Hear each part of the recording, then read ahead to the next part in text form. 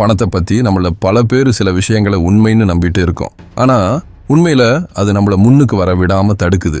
அதெல்லாம் நம்ம மனசில் இருக்கிற ஒரு தடை மாதிரி நம்மளோட எதிர்காலத்தை நல்லபடியாக அமைச்சிக்க விடாமல் தடுக்குது. அப்படிப்பட்ட ஒரு 5 பொய்களை பற்றி இப்போ பேசுவோம். முதலாவது பொய், ஓய்வு எடுக்கணும்னா 50 இல்லை 60 வயசு ஆகணும்னு சொல்றது. சின்ன வயசுல இருந்தே நமக்கு இதான் சொல்லி கொடுத்துருக்குறாங்க.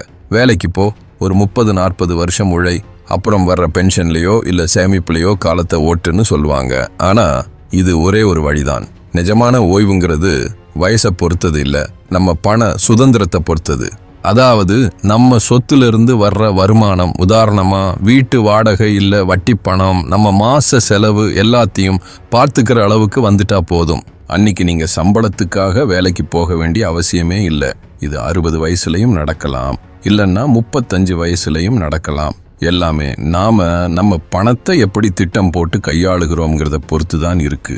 2வது பொய், கடன் வாங்கினா ஒழுக்கம் வரும்னு சொல்றது. நம்ம ஃப்ரெண்ட்ஸ் பைக், கார் வாங்க கடன் வாங்கும்போது இப்படி சொல்றத கேட்டிருப்போம்.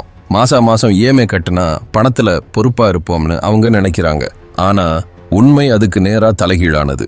ஃபோன், வண்டி மாதிரி தேஞ்சு போற பொருளுக்காக கடன் வாங்குறதே தப்பான பணப்பழக்கம் தான். நீங்க பணத்தை சரியா கையாளுனா உங்களுக்கு பிடிச்ச பொருளை வாங்க கடனே தேவைப்படாது. மாசம் இஎம்ஐ கட்டுற வலையில சிக்கிறது இல்ல, வேணுங்கிற பொருளுக்கு காசை சேர்த்து வச்சு வாங்குறது தான் உண்மையான பண ஒழுக்கம். 3வது பொய், பணக்காரன் ஆகணும்னா ஒன்று லஞ்சம் வாங்கணும் இல்லை அரசியல்வாதியா இருக்கணும்னு சொல்றது. இது நம்ம நியூஸ்லயும் சினிமாவிலையும் தான் திரும்ப பார்க்கிறோம். அதனால பணக்காரங்க எல்லாரும் ஏதோ தப்பு பண்ணி தான் பணத்தை சம்பாதிச்சிருப்பாங்கன்னு நம்ம நம்ப ஆரம்பிச்சுட்டோம். நேர்மை இல்லாதவங்க எல்லா இடத்துலையும் இருக்காங்க தான்.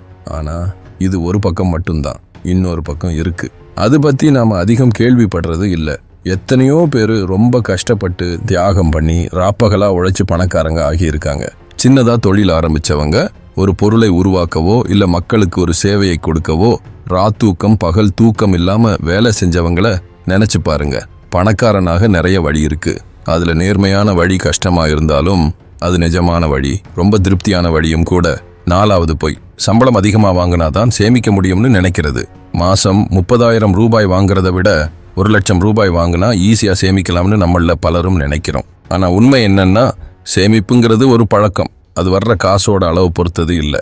நமக்கு வருமானம் அதிகமாக செலவும் அதிகமாகவும், பெரிய வீட்டுக்கு மாற ஆசைப்படுவோம், பெரிய ஹோட்டல்ல சாப்பிட ஆசைப்படுவோம், விலை கூட்டிய கார் வாங்க ஆசைப்படுவோம்.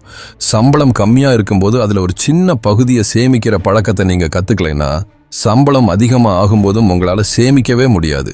ஏன்னா உங்க சம்பளத்தோட சேர்ந்து உங்க வாழ்க்கை முறையும் வளர்ந்துடும். 5வது பொய், நமக்கு பிடிச்ச பொருளை வாங்கணும்னா கடன் வாங்கித்தான் ஆகணும்னு நம்புறது. ஒரு புது ஃபோன், டிவி இல்லை வண்டி வாங்கணும்னா கிரெடிட் கார்டு மூலமாவோ இல்லை இஎம்ஐ மூலமாவோ கடன்ல சிக்கிறது தான் ஒரே வழின்னு நிறைய பேர் நம்புறாங்க. உண்மையான காரணம் வேற வழி இல்லாதது இல்லை, நமக்கு பொறுமை இல்லாதது தான்.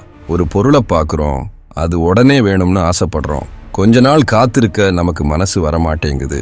சிம்பிளான உண்மை என்னன்னா, ஒரு புது போனுக்கு மாசம் 5,000 ரூபாய் இஎம்ஐ கட்ட முடியுதுன்னா அதே 5,000 ரூபாயை மாசம் ஒரு சேமிப்பு கணக்குல போடவும் உங்களால முடியும். கொஞ்சம் மாசம் பொறுமையா இருந்தா அதே போன உங்க சொந்த காசுல வாங்கிடலாம். தேவையில்லாம பேங்குக்கு வட்டி கட்டுறதையும் தவிர்க்கலாம்.